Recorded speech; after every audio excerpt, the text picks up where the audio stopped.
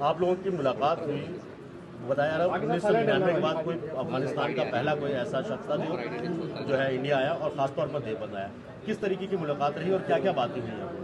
ہماری ملاقات بہت اچھی رہی. ہمارے دارالعلوم دیوبند کے مسلمانوں کے جمعیت علماء کے بہت پرانے تعلقات افغانستان سے ہیں.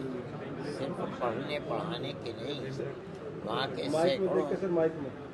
کے سینکڑوں لوگ ایسے ہیں کہ جو یہاں آئے ہیں، بلکہ ہزاروں اور پڑھ کر کے یہاں سے گئے ہیں. یہ ہماری زندگی کا ایک پہلو ہے. دوسرا پہلو یہ ہے کہ ہمارے اکابر نے جو آزادی ہندوستان کے لیے قربانی دی ہے، جو مالٹا کی جیل کے اندر رہے ہیں، انہوں نے مالٹا جانے سے پہلے سن 14 میں یہاں سے بھیج کر مولانا عبید اللہ سندھی کو افغانستان کی سرزمین کو چنا تھا، وہاں جلا وطن حکومت انڈیا کی بنانے کے لیے. چنانچہ وہ گئے اور انہوں نے سن 1915 کے اندر وہاں حکومت بنائی. امیر حبیب اللہ اور اس کے بعد امیر نصر اللہ وہاں بیٹھے اور ان لوگوں نے ان کی پوری مدد کی، جس کے اندر راجہ مہندر پرتاپ کو انہوں نے صدر بنایا، مولانا برکت اللہ کو وزیر اعظم بنایا اور مولانا عبید اللہ سندھی کو وزیر خارجہ بنایا.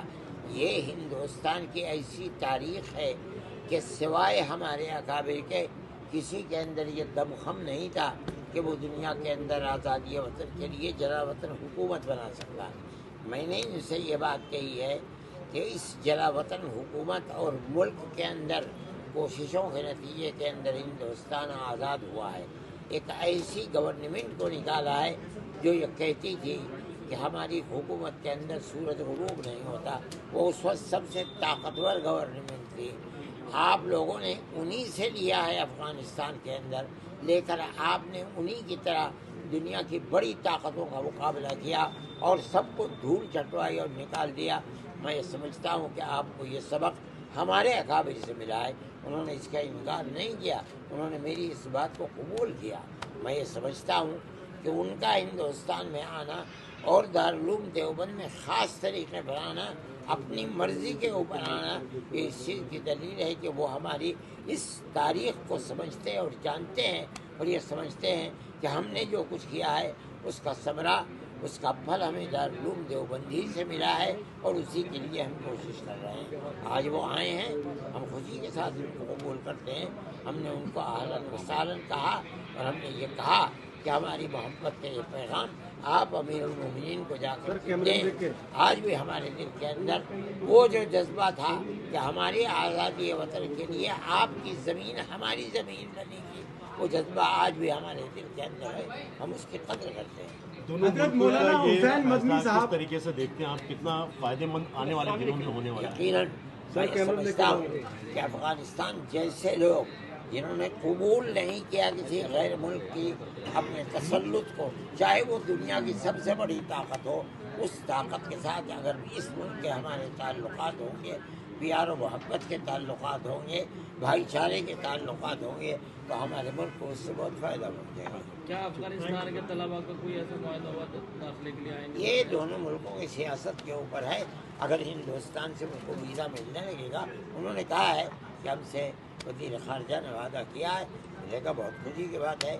ہندوستان میں آئیں گے، پڑھیں گے. تعلیم پہ بندش لگائی ہے. ہماری کوئی اس مسئلے کے اوپر بات چیت نہیں.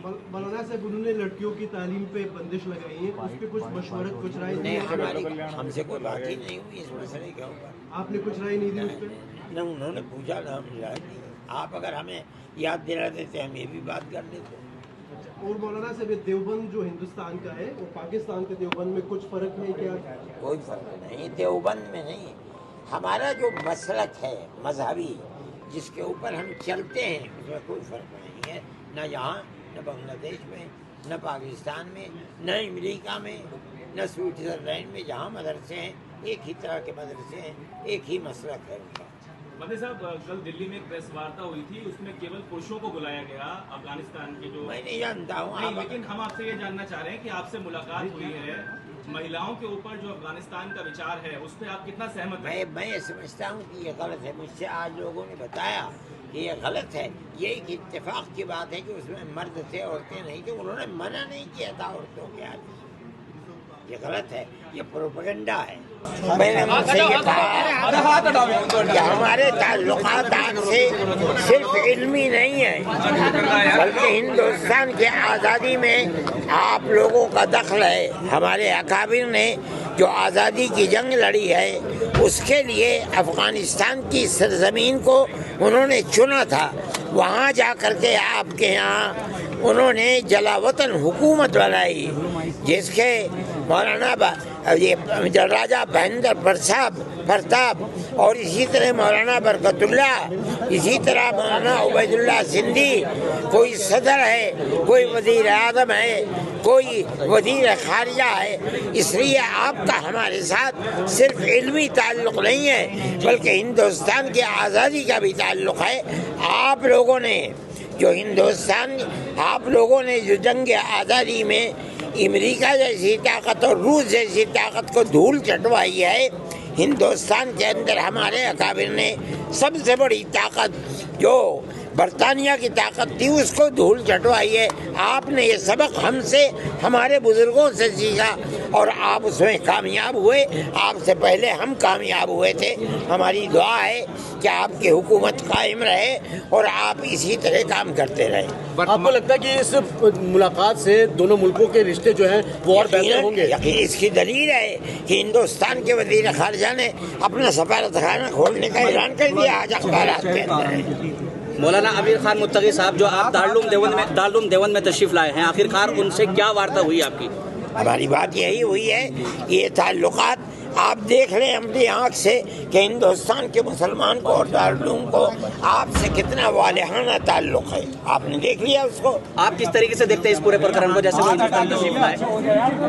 हम ये समझते हैं कि दुनिया के मुल्कों के अंदर कतई नज़र इसके कि उनका मज़हब क्या है, एक दूसरे के साथ प्यार और मोहब्बत होनी चाहिए। ये प्यार मोहब्बत प्रेजेंट टाइम में जो मुसलमानों की हालत है, चाहे वो भारत की बात कर लें या अफगानिस्तान में, क्या इन दो मुल्कों में मुसलमानों की हालत को देखते हुए क्या कुछ बातचीत हुई आप लोगों के? नहीं, हमारी ये सियासी बातचीत नहीं हुई है। हमारी कोई सियासी बातचीत नहीं हुई है। हम तो अपने ताल्लुकात जो मजहबी ताल्लुकात हैं उन्हीं के ऊपर गुफ्तगू करते रहे। मौलाना, आपको लगता है कि इन दोनों मुल्कों में अभी जो जिस तरीके से राब्ता कायम हुआ है, आने वाले दिनों में जो स्टूडेंट्स हैं और बढ़ोतरी हो सकती है?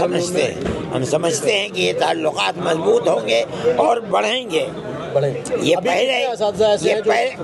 ये पहले शिकवा हिंदुस्तान को रहा है कि हिंदुस्तान की सरजमीन में दहशतगर्द अफगानिस्तान से आते थे। आज इन ताल्लुकात के बाद ये बात तय हो गई कि अब अफगानिस्तान से किसी दहशतगर्द को हिंदुस्तान के अंदर मदद नहीं मिलेगी। आपको लगता है हिंदुस्तान के जो external affair minister S Jaishankar, उनकी मुलाकात और जिस तरीके से मदद उनको दी गई है, आगे और भी रास्ते खुलेंगे और सारी चीज़ों को लेकर? खुलने चाहिए और खुलेंगे इंशाअल्लाह। पहले के प्लान के मुताबिक मुत्तकी साहब को आपके इदारे के छात्रों के साथ संबोधन भी करना था, लेकिन वो संबोधन भी नहीं हुआ। मुलाकात हो चुकी है। आगे का जो प्रोग्राम जो अफगानी थे उनसे हो चुकी है, लेकिन जो उनके साथ मिनिस्ट्री के लोग हैं वो ये कह रहे हैं कि जल्दी यहाँ से वापस जाओ, जल्दी वापस जाओ। हमने कहा ठीक है चले जाओ। ऐसा क्यों कहा? मैं नहीं जानती, ये उनसे पूछिए, मुझसे क्या पूछते हैं। लेकिन ये प्लान में था कि वो आम संबोधन करेंगे। हाँ, था। हाँ, लेकिन ये बात उन्होंने संबोधन यहाँ कर दिया है। ठीक है।